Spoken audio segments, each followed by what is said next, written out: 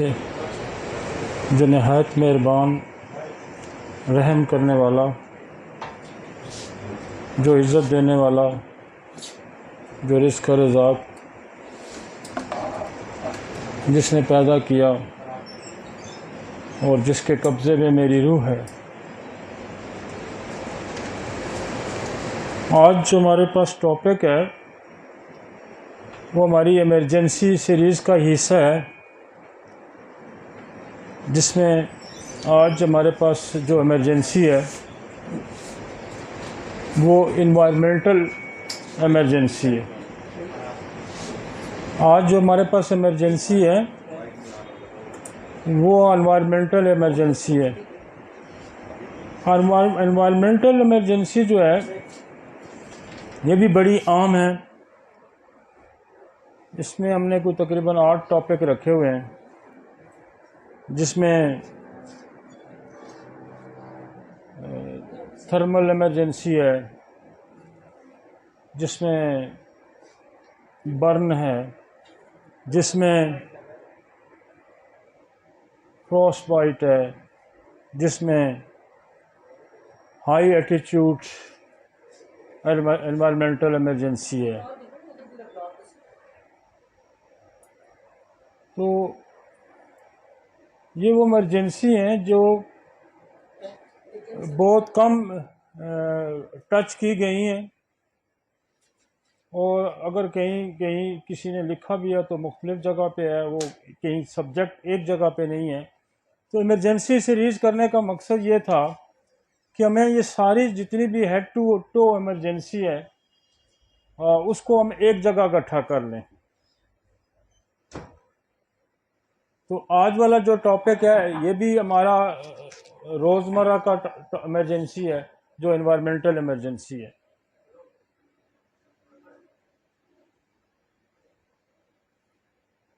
اصل ٹاپک پہ آنے سے پہلے ہماری ایک روٹین ہے کہ ہم ایک افروزم کو ڈسکس کرتے ہیں۔ آرگینن کی جو کلاس ہے، جو ہانیمن کی بک ہے آرگینن، اس سے ہم ایک افروزم ڈسکس کرتے ہیں، اور آج میرے پاس جو افروزم ہے وہ 183 ہے۔ اس میں وہ کہتا ہے جب بھی پہلی دوا کے سود مند اثرات مرتب ہونا بند ہو جائیں،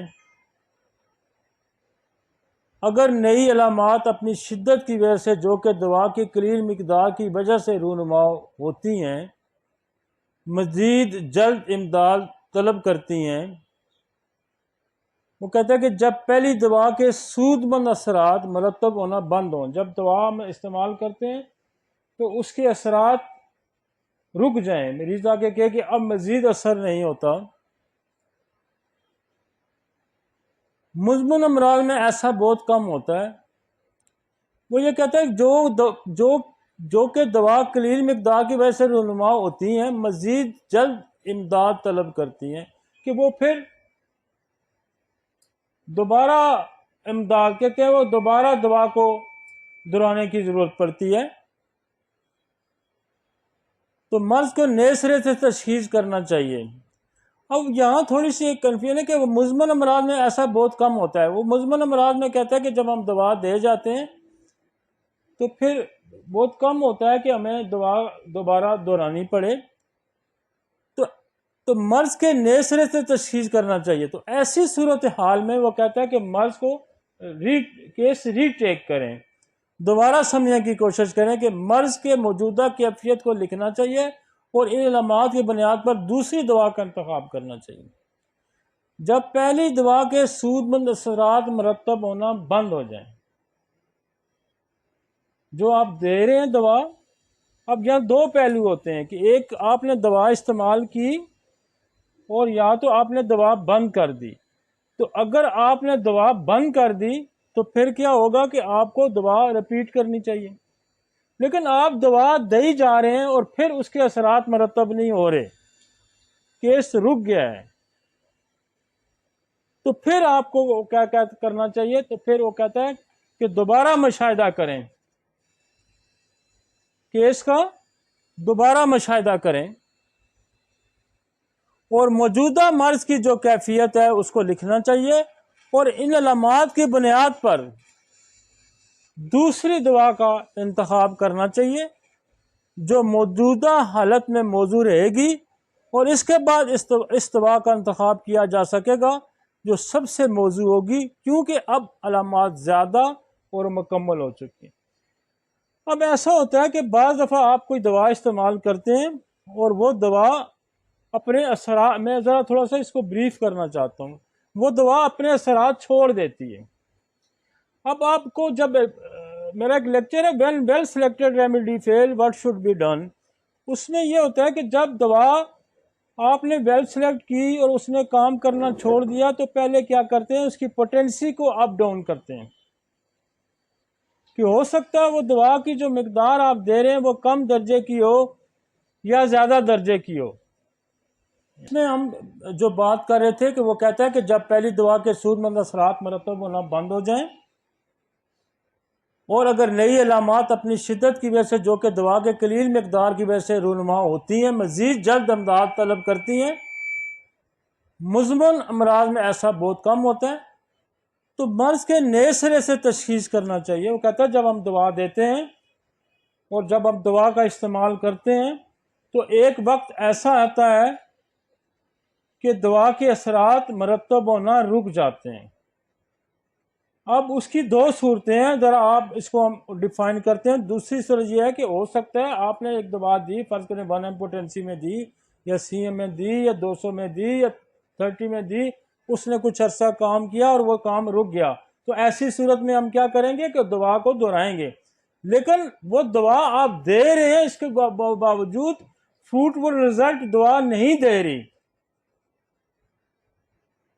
دوا آپ استعمال کر رہے ہیں لیکن دوا آپ نے پوٹینسیاں بھی چینج کر لی، پھر فروٹفل رزلٹ نہیں آ رہے۔ تو بعض دفعہ ایسا بھی ہوتا ہے کہ یہ کنفیوز نہ آپ ہوں کہ آپ نے دوا دی، وہ دوا کام کر رہی تھی، پھر اس کے اثرات مرتب ہونے بند ہو گئے۔ تو یہ وہ اس صورت کی بات کر رہے ہیں کہ دوا جاری ہے، دوا آپ استعمال کر رہے ہیں لیکن مزید کوئی فائدہ، مریض کہتا ہے جی اب مزید مجھے کوئی فائدہ نہیں ہوتا، تو پھر وہ کہتا ہے کہ یہاں آپ کو دوبارہ مشاہدہ کرنا چاہیے اور ایک نئی دوا کو انتخاب کرنا چاہیے۔ آگے سمجھی؟ اور جو نئی دوا منتخب ہوگی وہ پھر آپ کو بہتر رزلٹ پروڈیوس کرے گی، کیونکہ اب وہ اس کے بعد استعمال کیا جا سکے جب سے موضوع ہوگی، کیونکہ اب علامات زیادہ اور مکمل ہو چکی ہیں۔ اور ایک ذہن میں یہ بھی بات رکھیں کہ بعض دفعہ کسی دوا کا دائرہ اثر بھی ختم ہو جاتا ہے، کسی دوا کا دائرہ اثر بھی ختم ہو جاتا ہے، اور وہ ایک آپ نے دواؤں کے میں پڑھا ہوتا ہے کہ یہ دوا جو ہے یہ ایکیوٹ فیس میں کام کرتی ہے، یہ سب ایکیوٹ فیس میں کام کرتی ہے، یہ کرونک، یہ سب کرونک میں استعمال ہوتی ہے۔ جیسے آپ کو پتہ ہے کہ جیسے ایکونائٹ کا کام رک جائے تو کیا کرنا ہوتا ہے، پھر آپ کو سلفر دینی ہوتی ہے۔ جیسے برائیونیا کا کام رک جائے تو آپ کو کیا کرنا ہوتا ہے، نیٹرومیر دینی ہوتی ہے۔ اگر آپ برائیونیا کا کام رک جائے تو ایک اور دوا ہے اوپاس، آپ کو اوپاس دینی ہوتی ہے کہ سمٹم وہی ہوتے ہیں، کام رک جاتا ہے۔ اسی طرح بیلا ڈونا آپ نے دی ہے، بیلا ڈونا کا کام رک جاتا ہے تو آپ کو کلکیریا کار دینی ہوتی ہے۔ اسی طرح اگنیشیا آپ دیتے ہیں، اگنیشیا کا کام رک جاتا ہے تو پھر کیا کرتے ہیں آپ نیٹرومیور دیتے ہیں۔ آپ اگر نیٹرومیور کا کام رک جاتا ہے تو آپ ایسڈ فاس دیتے ہیں، ایسڈ فاس کا کام رک جاتا ہے تو کیا کرتے ہیں، پھر اورومیٹ دیتے ہیں۔ تو اگر اورومیٹ کا کام رک جاتا ہے تو آپ کارسینوسن کا استعمال کرتے ہیں۔ تو یہ دوائیوں کے ایک تو درجات ہیں، ایک ان کی لیمٹس ہے۔ تو یہ بھی ذہن میں آپ کو رکھنا چاہیے کہ کہیں دوا کی لیمٹ ختم ہوگی ہے، مجھے علامات تو سیم ہی ہیں لیکن دوا نے کام کرنا چھوڑ دیا، تو یہ کمپلیمنٹری میڈیسن کے اندر یہ لکھا ہوتا ہے کہ یہ دوا جب کام کرنا چھوڑ دے تو یہ دوا کام کر دے۔ لیکن یہاں یہ وہ بات کر رہا ہے، وہ یہ کہہ رہا ہے کہ دوا کام کرنا چھوڑ دے گا تو پھر آپ کو کیس ری ٹیک کرنا ہے۔ تو دوبارہ جب آپ پھر دوبارہ کیس کو صحیح طریقے سے لیں گے تو پھر انشاءاللہ مریض کو شفا ہوگی۔ بات کو سمجھ آ گئی؟ یہاں 2-3 چیزوں کو آپ نے خیال کرنا ہے، اس افروزم کو کمپیریٹیو اسٹڈی میں ڈالنا ہے ہم نے۔ कंपैरेटिव स्टडी ये है कि कहीं पोटेंसी तो नहीं हमने छोड़ दी, पोटेंसी अप डाउन करनी पड़ती है, कहीं इंटरकरंट करना पड़ जाता है दवा को, मसलन उसको एंटीसोरक दवा दी जाती है, एंटीसाइकोटिक दवा दी जाती है, एंटीसिप्लेटिक दवा चाहिए, एंटी ट्यूबरकुलोसिस दवा दी जाती है, तो फिर वो वही दवा काम करना शुरू कर देती है। लेकिन अगर सारा कुछ करने के बावजूद अगर आपका काम नहीं चलता तो फिर आपको केस रीटेक करना। आगे समझ और ज़्यादा वाज़ेह हो गया, ताकि किसी को इबहम ना रहे कि मैंने दवा दी काम, तो वो उठा के आपने पोटेंसी भी चेंज नहीं की और आपने दवाई बदल दी। तो वो तमाम मेजर्स जो हैं, वो तमाम जो इक़दामात हैं जो मैंने इंटरकरंट रेमेडी में वाज़ेह किए हुए हैं कि जब अच्छी दवा मुंतखब नहीं होगी, मुंतखब हुई दवा काम नहीं करेगी, तो फिर कुछ और भी रुकावटें उनको दूर करना पड़ेगा, पोटेंसी को अप डाउन करना पड़ेगा, और इस तरह से बहुत सारे मसाइल आपके हल हो जाएंगे। लेकिन ये सारा कुछ करने के बावजूद अगर आपका मसला हल नहीं होता तो केस रीटेक करें, दोबारा मुशाहिदा करें। ठीक है जी, हाँ ये टॉपिक पे आ जाते हैं। हमारे पास जो पहला आज टॉपिक है वो है बेसिकली एनवायरमेंटल इमरजेंसी में जो हमारे पास फर्स्ट टॉपिक है वो है फ्रॉस्ट बाइट।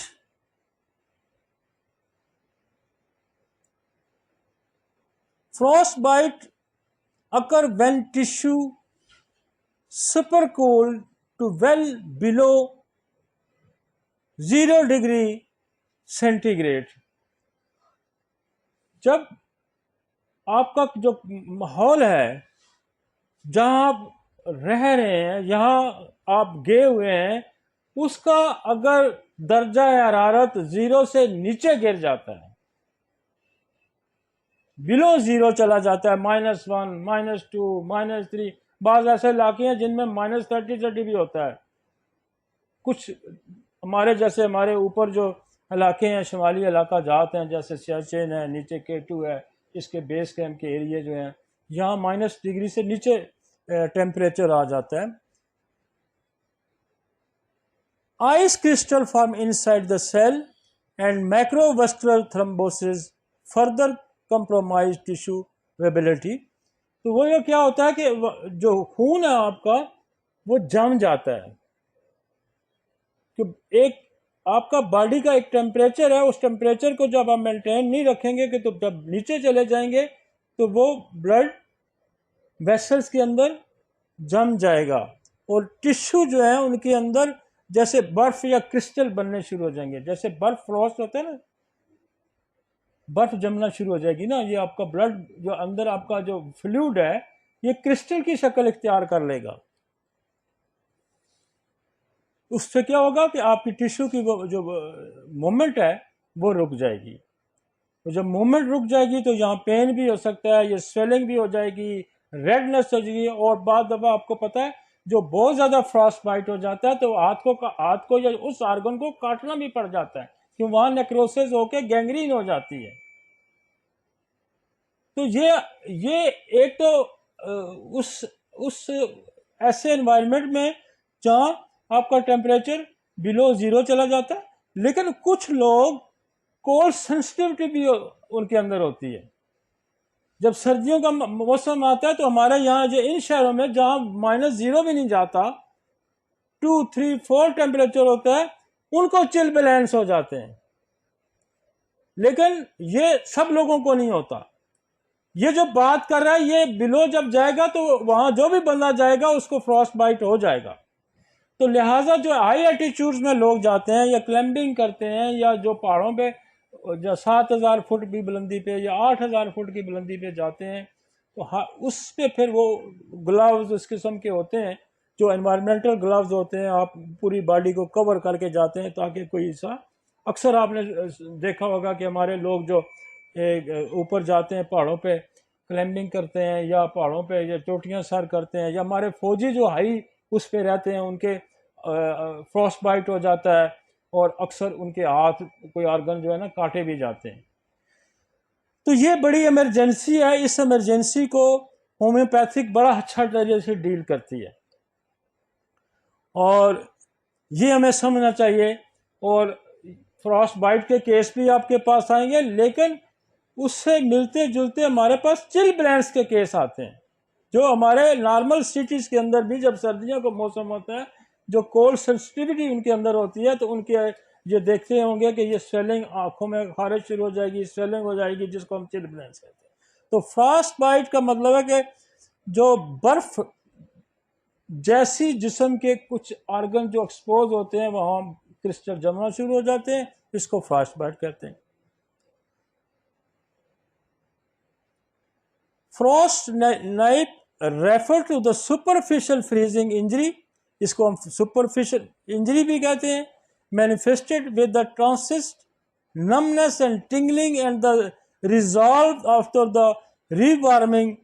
نو ٹیشو ڈسٹریکشن اکر ان فراسٹنگ اسٹیج اور انجری.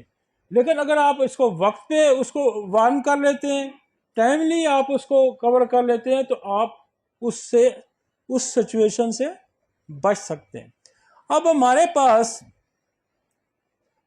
اس کی جو بڑی دوائی ہے وہ ہے اگیریکس. اگیریکس جو ہے وہ آپ کی چل بلینس میں بھی استعمال ہوتی ہے، اور اگیریکس جو ہے اگیریکس جو اس کی لائن ہے جی، اس کو میڈیسن کہاں ہوتے ہیں.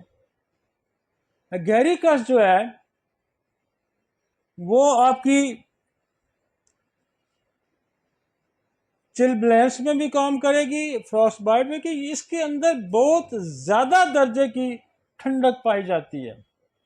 یہ جو دوائی ہے یہ پروونگ کے دوران ہوا کہ اس نے جب اس دوائی کا استعمال ہوا تو اس نے بہت زیادہ جسم کے اندر وہ کیفیت پیدا کی تھی جو کہ فراسٹ بائٹ کے اندر ہوتی ہے. لہٰذا ہم بڑے ایکسپیرئنسلی جو ہمارے ہاں فراسٹ بائٹ آتے ہیں یا چل بلینس آتا ہے، اس کے لیے ہم اگیریکس کا استعمال کرتے ہیں. اب ایک دوائی میں نے اور یہاں لکھی ہے، ٹیوبرکلونیم. ٹیوبرکلونیم جو ہے یہ آپ کی ایٹماسفیر، آپ کی کلائمیٹک چینج ہے جو باڈی کے اندر آتی ہے اور جس سے باڈی متاثر ہوتی ہے، یہ اس کے لیے مدافعت پیدا کرتی ہے. باڈی کے اندر ایک صلاحیت پیدا کرتی ہے کہ آپ ٹیمپریچر کو برداشت کر سکیں، اس کے اندر خلاف جو ہے نا اس کے خلاف جو ہے آپ مدافعت پیدا کریں. مثلا کئی لوگ ایسے ہیں جو کہ سیاچن جیسی جگہ پہ رہتے ہیں اور وہ اس انوائرمنٹ سے امیون ہو جاتے ہیں اور انہیں وہ جگہ تنگ نہیں کرتی. لیکن وہی بندہ اگر اٹھا کے آپ سبی میں لے جائیں یا اس جہاں ٹیمپریچر 50 اور 48 اور 51 52 کے قریب ہوتا ہے، تو وہ بندہ وہاں سروائیو نہیں کرتا کیونکہ وہ کلائمیٹ سے امیون نہیں ہے. اسی لیے اگر وہ بندہ ہم جو سٹی میں رہ رہا ہے اس کو اٹھا کے وہاں سیاچن میں لے جائیں گے تو وہ مر جائے گا.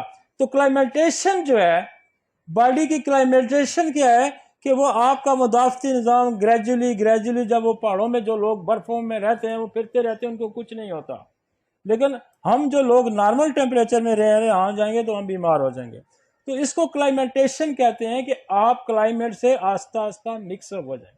تو انسان کے اندر خدا نے اتنی پاور رکھی ہے کہ وہ ہر موسم کے اندر سروائیو کرنے کی صلاحیت رکھتا ہے، لیکن اس کو اس سے امیون ہونا پڑتا ہے، اس جگہ سے کلائمیٹ ہونا پڑتا ہے. تو ٹیوبر کیا کرتی ہے؟ ٹیوبر آپ کی باڈی کے اندر کلائمیٹ، چاہے وہ کلائمیٹ ہاٹ ہو چاہے وہ کلائمیٹ کولڈ ہو، اور اسپیشلی کولڈ کے لیے تو بہت زیادہ کام کرتی ہے. تو یہ باڈی کے اندر ایک اسٹرانگ امیونٹی بنا دیتی ہے اگینسٹ دا کولڈ.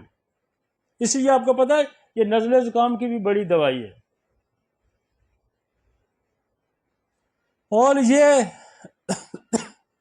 ایک اور دوائی ہے ہمارے پاس، زنکم میٹ.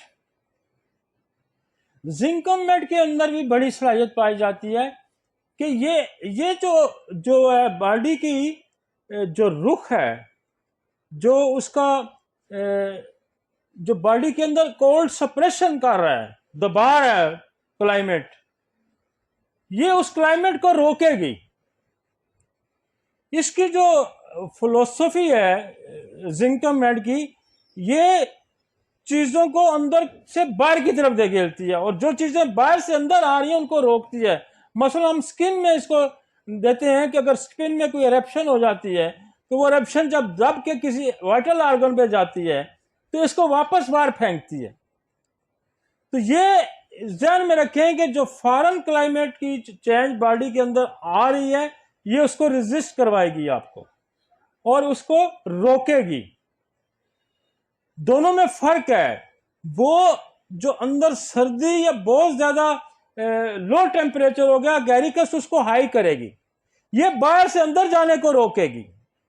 اور ٹیوبر کلونیم کیا کرے گی؟ ریزسٹنس پیدا کرائے گی باڈی کے اندر. ایک بوسٹر کے طور پہ استعمال ہوگا کہ جیسے کوئی بھی کرائسس ہوتا ہے تو آپ ہیلپر آ جاتے ہیں، آپ کو ہیلپ آؤٹ کرتے ہیں، آپ کو پکڑ کے باہر لے جاتے ہیں. تو یہ ٹیوبر کلونیم جو ہے باڈی کے اندر ایک ریزسٹنس پیدا کرنے کی. ایک دوائی اور ہے، ہم نے یہاں لکھی ہے ہیلوڈرما. اب ہیلوڈرما جو ہے یہ بڑی زبردست دوائی ہے. ہیلوڈرما کے اندر وہ کہتا ہے اس کے نس کے اندر سردی بھری ہوتی ہے، اور اتنی سردی بھری ہوتی ہے کہ وہ جو اتنی اس کو چل لگتی ہے، اتنی سردی اس کو لگتی ہے کہ یہ گھر کے اندر سوراخ دیکھتا رہتا ہے کہ کہیں کوئی سوراخ تو نہیں ہے جہاں سے ہوا آ رہی ہے میں اس کو بند کروں. اس کے اندر اتنی سردی پائی جاتی ہے ہیلوڈرما کے اندر. اور یہ سمجھتا ہے کہ میں برف میں پڑا ہوں، پورے جسم کو میں سمجھتا ہے کہ برف میں پڑا ہوں. تو یہ ویٹیلٹی کو ہائی کرتی ہے، اور یہ اس ایٹیچیوڈ میں نہیں کرے گا. یہ تو یہاں ٹیمپریچر اگر 30 بھی ہے تو اس میں بھی اپنے آپ کو سردی محسوس کرے گا. تو ایلوڈرما یہ ہے کہ وہ جو فراسٹ بائٹ والے کو ہم دیں گے تو اس کے اندر بڑی تیزی سے انرجی پیدا کرے گا، اور وہ ہیٹ لیول زیادہ پیدا کر دے گا اور آپ کو اس کرائسس سے باہر نکال دے گا. اب کچھ دوائیاں ایسی ہیں جیسے سلیشیا گرمی میں بھی سردی محسوس کرتا ہے. کیپسیکم ہماری ایک دوائی ہے جو کہ میں نے گرمیوں میں جون جولائی میں لوگ کمبل اوڑے ہوتے ہیں اور چولہے کے پاس بیٹھے ہوتے ہیں. اب سردی والی دوائیاں اور بہت ہیں، لیکن ہم نے ٹاپ پہ جو دوائیاں رکھی ہیں جو اسپیشلی فروسٹ بائٹ کرتی ہیں، جو برف کی سردی جو ہے وہ متاثر ہوتے ہیں، اس میں گیریکس ہے، اس میں زنکم ہے، اس میں ٹیوبرکلونیم ہے، ہیلوڈرما. یہ 4 دوائیاں ٹاپ پہ ہیں. اس کے بعد میں نے کہا ابلاٹینم ہے، آرسینک ہے، بورکس ہے، کینترس ہے، کاربو ویج ہے، فیرم فاس ہے، پیٹرولیم کی ہمیشہ جو سکن کی ڈیزیز ہوگی جیسے اس کو سورائسس ہے، اس کو کریکس پڑتے ہیں، یہ بھی چل بلینس کی دوائی ہے. ان کی اکثر سردیوں میں جو ہے فٹ راڈ ہو جاتا ہے، سردی سے ان کی سکن پہ کریکس آ جاتے ہیں، تو وہاں پیٹرولیم کام کرے گی. یہ سورائسس میں بھی کام کرتی ہے. فیرم فاس ہے، فاسفورس ہے، آپ کی پلسٹیلا ہے. پلسٹیلا کا وہی رول ہے، حالانکہ پلسٹیلا جو ہے وہ بڑی گرم مزاج دوا ہے. پلسٹیلا بڑی گرم مزاج دوا ہے، لیکن اس کا رخ بھی اندر سے باہر کی طرف ہے، جس چیزوں کو باہر سے پروٹیکٹ بھی کرتی ہے. یہ چیزوں کو باہر سے پروٹیکٹ بھی کرتی ہے. اسی طرح سلیشیا، میں نے آپ کو کہا سلیشیا والا بھی جو ہے وہ اگر اس کو وہ تو سخت گرمی میں بھی کمبل اوڑھ کے سویا ہوتا ہے، چاہے آپ اس کو جب آپ لے کے چلے جائیں بلو 0 ٹیمپریچر میں تو پھر اس کا کیا حال ہوگا. تو وہ جو ہے ایک نارمل بندے سے جلدی اس کے اندر پکڑا جائے گا. ایک نارمل بندے سے، ایک نارمل ٹیمپریچر والے بندے سے جس کو گرمی لگتی ہے، اس کو تو گرمی میں بھی سردی لگتی ہے، تو اس کو واقعی جب آپ سردی میں لے جائیں گے تو اس کا تو برا حال ہو جائے گا. اسی طرح رسٹاکس والا جو ہے وہ ہمیشہ سرد موسم میں، برساتی موسم میں یہ تکلیف اٹھاتا ہے. تو یہ ہم نے پہلے درجے کی دوائیاں اوپر رکھی ہیں، سیکنڈ درجے کی بھی ہم نے دوائیاں نیچے، جیسے ٹیری بینتھینا ہے، ٹیم ہے، ٹیمس ہے، یہ وہ دوائیاں ہیں. کیپسیکم بھی اوپر ذکر ہو گیا. یہ ساری دوائیاں سرد مزاج ہیں، یہ ساری دوائیاں نقص و میکا سرد مزاج ہے، نقص و میکا کو بھی سردی لگتی ہے، اور سرائنم سرد مزاج ہے، سرائنم بھی سردی سے تکلیف اٹھاتا ہے۔ تو آپ کیا کرتے ہیں، سرائنم اینٹی سورک ہے، سلفر بھی اینٹی سورک ہے، سلفر گرم مزاج ہے، سرائنم نرم مزاج ہے، ٹھنڈے مزاج ہے، اس کو سردی زیادہ لگتی ہے، سلفر کو گرمی زیادہ لگتی ہے۔ تو جب آپ انٹر کرنٹ کریں گے، جیسے ٹیوبر دیتے ہیں، تو آپ سرائنم بھی دے سکتے ہیں۔ اب کلکیریا کارب ہے، وہ بھی ٹھنڈے مزاج کا ہے، اس کو بھی سردی زیادہ لگتی ہے۔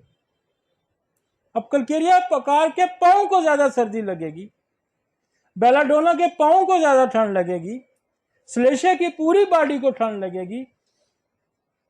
تو یہ ذہن میں رکھیں کہ جو ٹمپریچر 0 سے نیچے آئے گا تو وہاں یہ دوائیاں کو ایز اے پروٹیکشن بھی آپ استعمال کریں گے اور ایز اے ٹریٹمنٹ بھی استعمال کریں گے۔ ٹھیک ہے جی، نیکسٹ۔ ایپر سلف بھی ٹھنڈی دوائی ہے،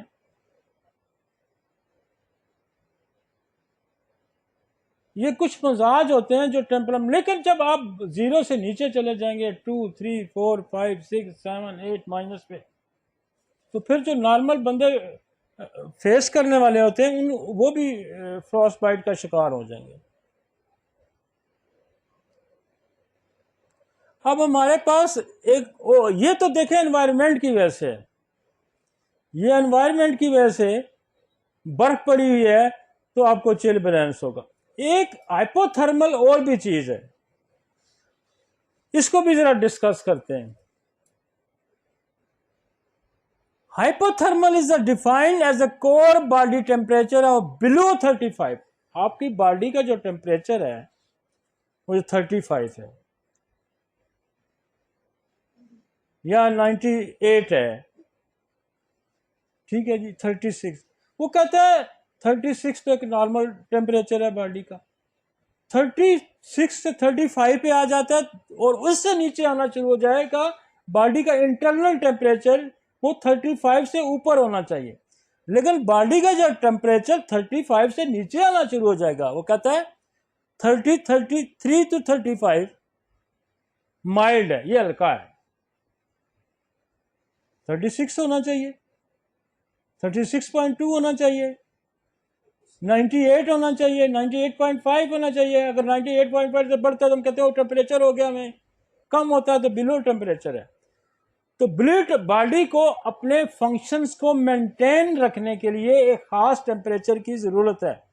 اور میں آپ کو یہ بتاؤں کہ ہمارے یہاں سینسر لگے ہوئے ہیں ناک کے اندر، جو باہر سے گرم ٹیمپریچر آتا ہے تو یہ سینسر کہتے ہیں 5 سے 7 سیکنڈ کے اندر اس کو باڈی کے ٹیمپریچر کے برابر کرے گا۔ باڈی کے اندر باہر مائنس ٹیمپریچر آ رہا ہے تو یہ جو سینسر یہاں لگا ہوا ہے، اس کا کام یہ ہے کہ وہ سینس کرے گا اور یہاں سے باڈی کے ٹیمپریچر کو اوپر لے جائے گا۔ نیچر نے یہ پروٹیکشن دی ہوئی ہے، لیکن جب آپ بالکل ہی برف میں بیٹھ جائیں گے تو پھر تو یہ ایک لمٹ تک تو اس کو ریزسٹ کرے گا، لیکن وہ آخر وہ بیریئر توڑ کے اندر چلا جائے گا۔ تو باڈی کا جو ٹیمپریچر ہے یہ 35 سے اوپر رہنا چاہیے۔ اگر 35 سے نیچے آتا ہے تو پھر اس سے ڈیتھ بھی ہو سکتی ہے۔ مثلا وہ کہتے ہیں 33 تک آ جاتا تو خیر ہے، کوئی بات نہیں، 33-35 کو تو کہتے ہیں مائلڈ۔ وہ کہتے ہیں 29 to 33 آتا ہے تو پھر ماڈریٹ ہے، پھر خطرے کی طرف ہم بڑھ رہے ہیں۔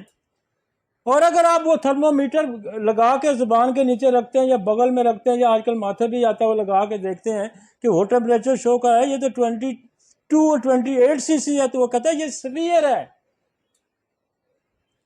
اور اگر یہ 9 to 21 ہوگا تو وہ کہتا ہے پروفاؤنڈ ہے، پھر کہتا ہے وہ گیا ڈینجرس زون میں چلا گیا۔ یہ باڈی اگر آپ برف میں پھر رہے ہیں نا تو پھر بھی باڈی انٹرنل ٹیمپریچر مینٹین کر رہی ہوتی ہے، وہ ایکسٹرنل ٹیمپریچر آ کے فروسٹ بائٹ کرتا ہے، وہ ایکسٹرنل ٹیمپریچر جو ہوتا ہے آپ کو فروسٹ بائٹ کرتا ہے۔ یہ انٹرنل آپ کا جو باڈی کا ایک ٹیمپریچر ہوتا ہے جس میں آپ کے انزائم کر رہے ہیں، جس میں بلڈ فلو ہو رہا ہے، جس میں ہارٹ اس خاص ٹیمپریچر میں کام کر رہا ہے، تو وہ سارے فنکشن جو ہیں، لیور اس ٹیمپریچر میں کام کرے گا، ڈائجسٹو سسٹم اس ٹیمپریچر میں کام کرے گا. تو وہ ٹیمپریچر اگر مینٹین نہیں رہ سکتا، ایون آپ کا جو سپرم ہوتے ہیں وہ ایک خاص ٹیمپریچر کے اندر لائیو رہتے ہیں، اگر وہ ٹیمپریچر زیادہ بڑھ جائے گا یا کم ہو جائے گا تو اس کی ڈیتھ ہو جائے گی. تو باڈی کا انٹرنل انوائرمنٹ جو ہے وہ ہزاروں لوگوں پہ چیک کر کے یہ کہا کہ یہ 35 سے نیچے جائے گا تو پھر آپ یہ سمجھیں کہ یہ آپ کے لیے خطرے کی گھنٹی. اب اس کو پریزنٹیشن کیا ہوگی؟ انیشلی ٹیکا کارڈیا ہوگا، دل کی دھڑکن تیز ہو جائے گی. ٹیکا کارڈیا کیا ہوتا ہے؟ جب ٹیمپریچر لو ہوگا تو ہارٹ کو خطرہ لاحق ہو جائے گا، وہ تیز تیز چلنا شروع کر دے گا، میں باڈی کا ٹیمپریچر مینٹین کروں. اب وہ تیز سے چلنے کا پروگرس جب کرے گا تو پھر وہ زیادہ تیز چل کے تھک جائے گا تو پھر سلو ہو جائے گا، پھر اس کو کہتے ہیں براڈا کارڈیا، پھر سلو پلس شروع ہو جائے گی. As a body cool temperature drop progressively تو پھر کیا ہوگا؟ بریڈا کارڈیا ہوگا. ٹیکا کارڈیا تیز چلنا، بریڈا کارڈیا سلو چلنا.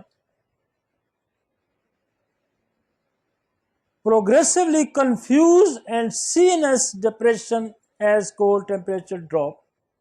اب آپ کا جو نروس سسٹم ہے اس کو بھی پراپر ٹیمپریچر نہیں ملا تو وہ ڈراپ ہو جائے گا، کوئی ہاتھ کام کرنا چھوڑ دے گا، کوئی اور اس طرح کی ابنارملٹی آنی شروع ہو جائے گی. تو انیشلی ٹیکاکارڈیا دین پروگریسز ڈیکریز ریسپریٹری ریٹ. اگر ریسپریٹری ریٹ نارمل جو ہے آپ کا بریدنگ کا وہ 35 ہونا چاہیے، 30 سے اوپر ہونا چاہیے، وہ ڈراپ ہونا شروع ہو جائے گا، وہ ڈیکریز ہو جائے گا، آپ کو آکسیجن آنا اندر کم ہو جائے گی. تو یہ ایمرجنسی کون سی ہے؟ جس میں آپ کی باڈی کا ٹیمپریچر لو ہو جائے. اب ہمارے پاس جب آپ تھرمو میٹر لگاتے ہیں، ایک بندہ آپ کے پاس کانپتا ہوا آ رہا ہے، ایک بندہ آپ کے پاس آ رہا ہے، اس کو کہتے جی مجھے بہت سردی لگ رہی ہے، میری پلپٹیشن تیز ہو رہی ہے، تو عموماً فوری طور پر کیا کرتے ہیں؟ تھرمو میٹر لگا کے چیک کرتے ہیں کہ آیا اس کی باڈی کا ٹیمپریچر ٹھیک ہے. پہلا کام کیا کرتا ہے ڈاکٹر جب ایمرجنسی تھرمو میٹر لگاتا ہے؟ یہی کام کرتا ہے نا، وہ دیکھتا ہے کہ باڈی کا ٹیمپریچر کم تو زیادہ تو نہیں ہے. فرسٹ ایمرجنسی جب ڈیل کی جاتی ہے تو کیا کیا جاتا ہے؟ فوراً تھرمامیٹر لگا کے دیکھا جاتا ہے. اچھا پھر بلڈ پریشر چیک کر لیا جاتا ہے. ٹھیک، یہ دو کام فوری ہوتے ہیں. ایسے ہی ہوتا ہے نا، اس کا فوراً بلڈ پریشر ہو، اس کا ٹیمپریچر چیک کرو. تو یہ انیشنلی فوراً چیک کیا جاتا ہے. تو آپ یہ دیکھتے ہیں کہ اس کا جو ہے باڈی ٹیمپریچر لو ہے تو پھر کیا فوراً. اب وہ یہ اس نے جو ہے نا سائنس بھی بنائے ہوئے ہیں کہ مسل جو ہے فرسٹ کنفیوز جب ہوتا ہے تو پھر کنفیوژن ہو جاتا ہے، شیورنگ ہونی شروع ہو جاتی ہے، کانپنا شروع ہو جاتا ہے، ڈیفیکلٹ اسپیکنگ شروع ہو جاتی ہے.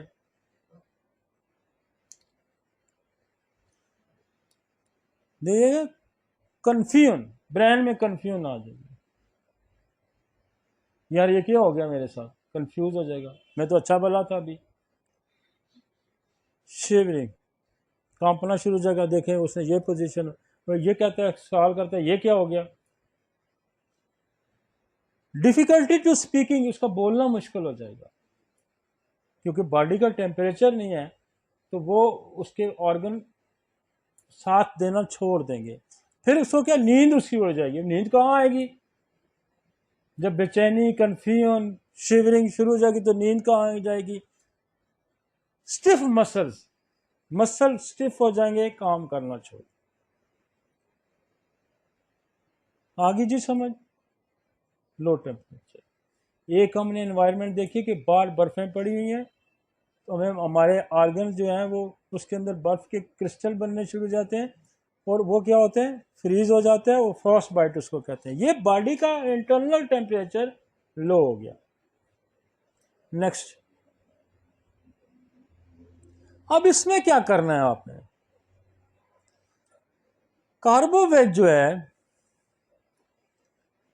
یہ 3 جو اوپر دوائیاں لکھی ہیں، 3 جو اوپر والی ہیں، نیچے والے کو بعد میں دیکھیں گے. میں یہ 3 دوائیاں فوری آپ کو، یہ ورائٹم البم، آپ کو پتہ ہے جب ہارٹ اٹیک ہوتا ہے،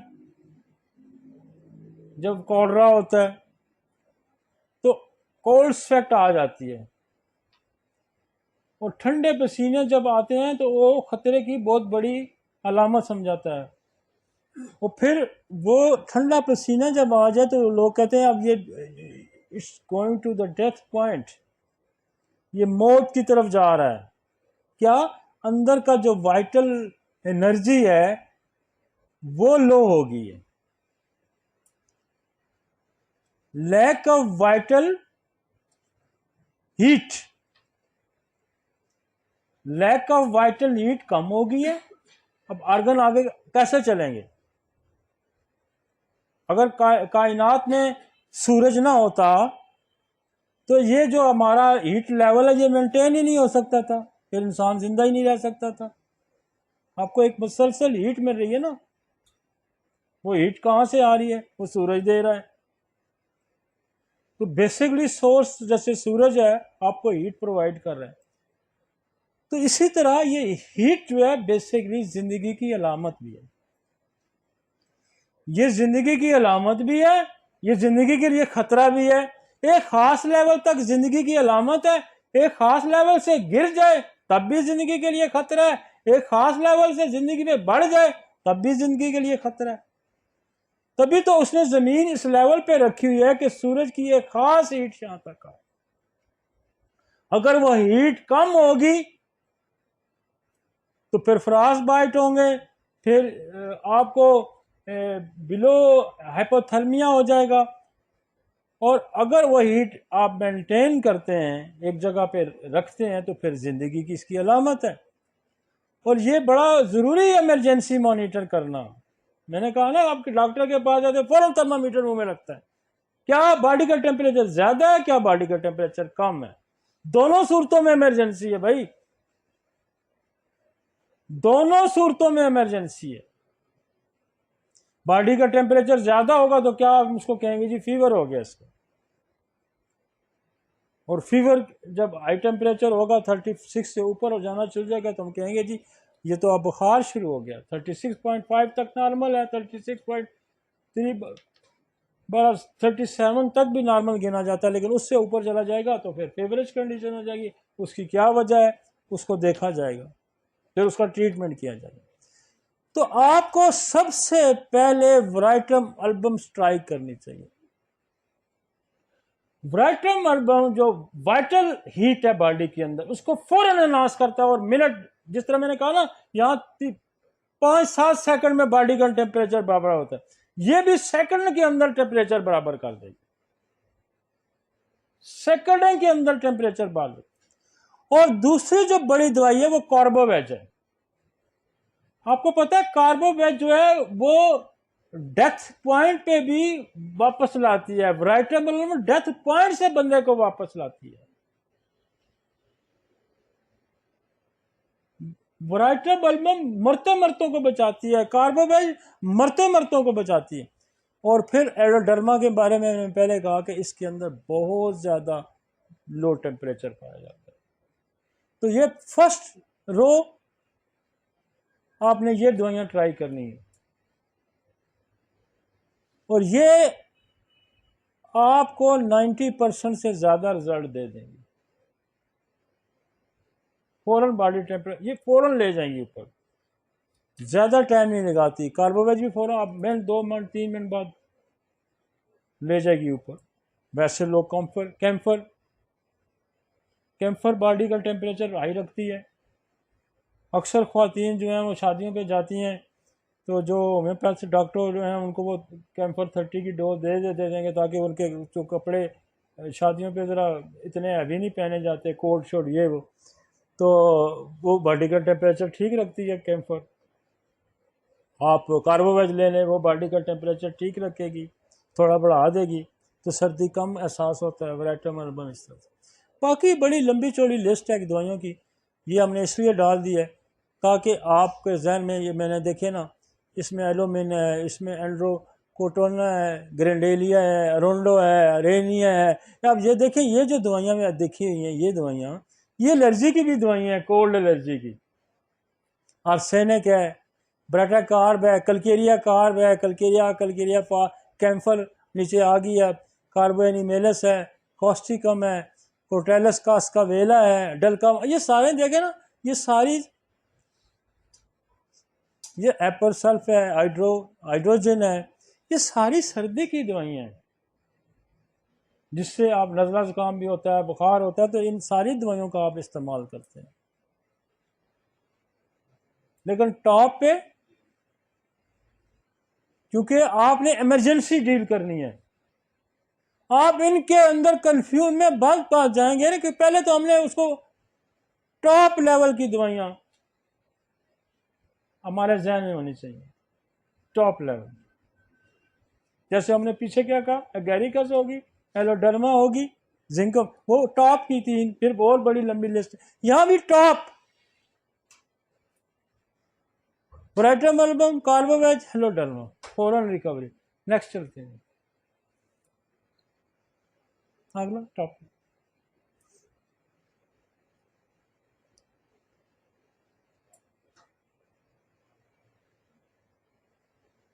اور وہ کہتے ہیں کہ ہیٹ ریلیٹڈ النس، یہ ہیٹ، وہاں ٹیمپریچر لو ہو گیا، یہاں اب ٹیمپریچر ہائی آ گیا.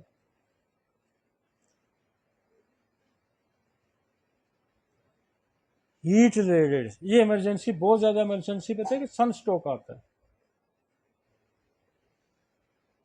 سن سٹروک ہیٹ ریلیٹڈ ایمرجنسی. اب heat related illness is usually scene the بائلر operators. اب یہ کون سا جو بائلر آپریٹر ہے، بائلر سمجھو نا، پانی گرم کرنے والا جو بائلر ہوتا ہے، اس کا آپریٹر ہے، اس کو یہ مل سکتی ہے. اب یہ نہ چکروں میں پڑے رہے کہ سن سٹروک ہی ملے گی تو ملے گی. یہ کہتا ہے بائلر آپریٹر، اسٹیل ورکر، اسٹیل کا گرمی میں لوگ کام کرتے ہوتے ہیں، لوہا تو گرم ہوتا ہے، یہ وہاں سے مل سکتی ہے اس کو.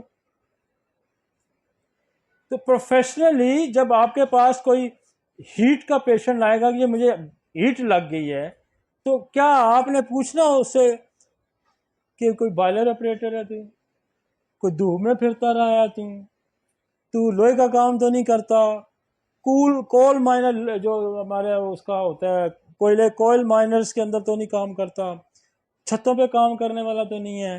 ٹھیک ہے نا جی. Labour working out of the ڈور ہے، ہیں جی. ایتھلیٹس ہے جو گرمی میں دوڑ رہا ہے، working out in the high ایبلنٹ heat situation, وہ لوگ جو گرم جگہ پہ کام کرتے ہیں، گرم، جیسے تندور کے آگے بندہ کھڑا ہے، تکے بنانے والا جو ادھر سے دے سردی ہے تو گرمی ہے اس کے سامنے کھڑا ہوا ہے نا.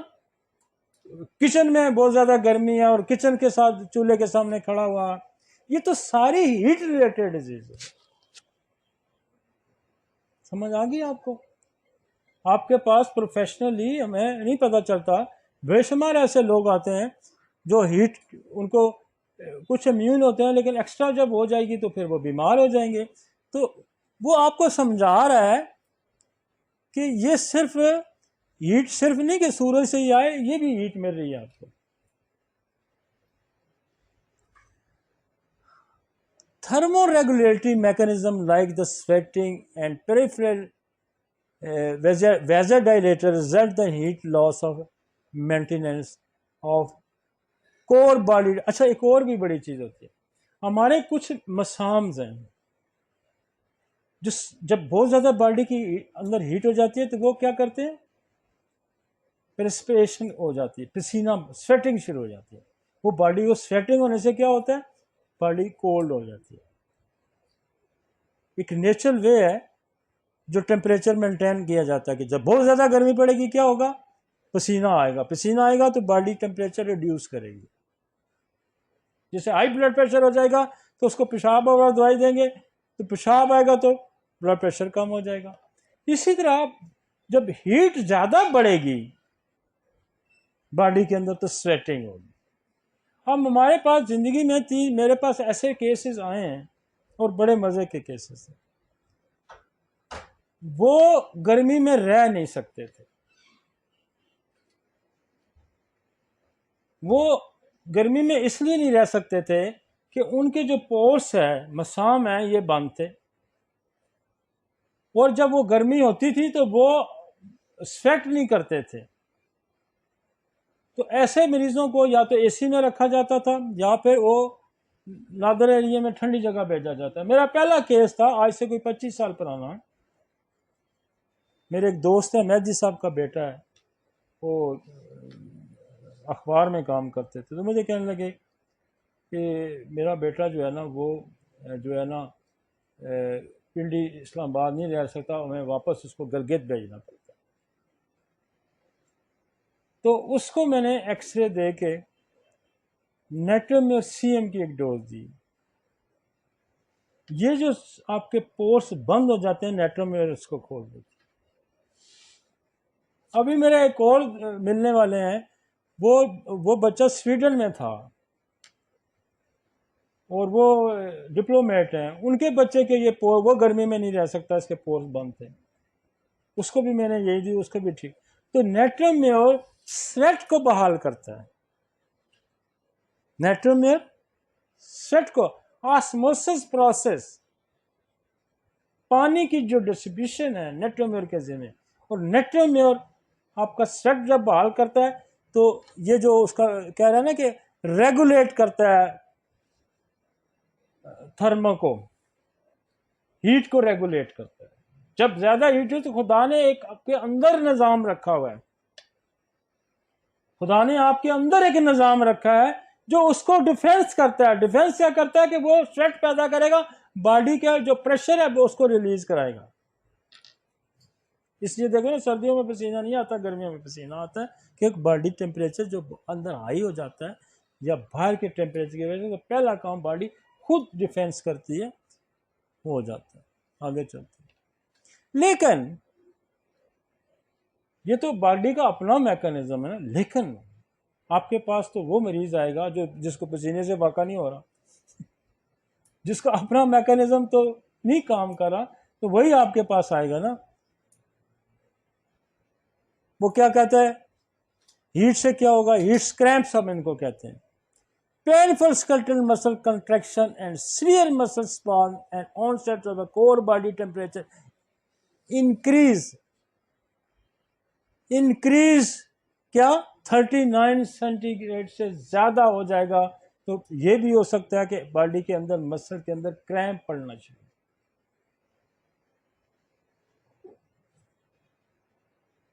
Heat exhaustion, if the person is not removed from the high or prevent heat situation, then the heat cramp. وہ کہتا ہے اگر اب اس کو اوائڈ نہیں کرتا ہائی ٹیمپریچر کو، اسے بچنے کی کوشش نہیں کرتا تو کیا ہوگا؟ دین heat cramps process to D hydration. یہ ہیٹ کریمپ پڑتے رہیں گے تو پھر باڈی کے اندر ڈی ہائیڈریشن، پانی کی کمی ہو جائے گی، سوڈیم کی کمی ہو جائے گی، ڈپلیشن، ورسنگ مسل کریمپ بڑھتے جائیں گے، ہیڈ ایک ہو جائے گا، سر درد ہو جائے گا. اکثر میں آپ کو بتاؤں نا کہ ہمارے پاس جو سر درد ہوتا ہے نا، جیسے میں نیٹرم میئر ہے، نیٹرم میئر بڑی مزے کی دوائی ہے. نیٹرم میئر ہم 3-4 سوال پوچھتے ہیں. سر درد ہوتا ہے، گرمی زیادہ لگتی ہے، قبض ہوتی ہے، پیاس ہوتی ہے، یہ کس چیز کی علامتیں ہیں ساری؟ جب پانی باڈی سے کم ہو جائے گا تو قبض ہو جائے گی، ٹیمپریچر بڑھے گا تو سر درد ہو جائے گا، ٹیمپریچر بڑھے گا تو پانی کی ضرورت پڑے گی نا، پانی کی ضرورت. تو نیٹرم میئر جو ہے ہیڈ ایک، جو گرمی کا سر درد ہے، آپ اگر اس 4 چیزیں نیٹرم میئر کی یاد رکھیں: سر درد، تھرسٹ، ہیٹ، کانسٹیپیشن. میں کہتا ہوں یہ اگر علامتیں آپ 4 پکڑتے ہیں تو کینسر والا بھی ٹھیک ہو جائے گا، لیکیمیا والا بھی ٹھیک ہو جائے گا. یہ ایسی کی ہے، یہ اس کی چابی ہے.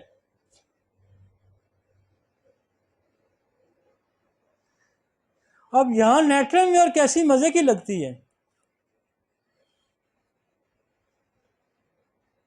تو ہیٹ، اچھا اور کیا ہو سکتا ہے جی؟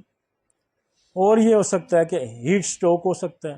اکثر عورتیں آپ کو کہتی ہیں کہ جی وہ میں چولہے کے پاس جاتی ہوں، مجھے گرمی لگتی ہے، مجھے سر درد شروع ہو جاتا ہے. گلونائن ہے، بیلاڈونا ہے، نیٹرومیور ہے. اکثر بازار جاتی ہیں، واپس آتی ہیں تو اس سے ہو جاتا ہے، تو نیٹرومیور ہے، نیٹرم کارب ہے. اب وہ کہتا ہے کہ اس کے اندر بھی ہیڈ ایک ہوگا، اس کے اندر بھی ٹیکاکارڈیا ہوگا، نوزیا ہوگا، مومنٹ ہوگی، آرتھوسٹیٹک ڈیزینس ہوگی، چکر آئیں گے.